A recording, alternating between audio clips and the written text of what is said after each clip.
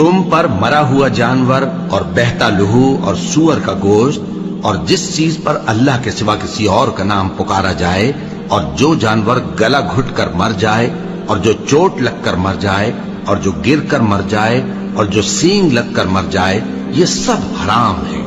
اور وہ جانور بھی جس کو درندے پھاڑ کھائیں مگر جس کو تم مرنے سے پہلے ذبح کر لو،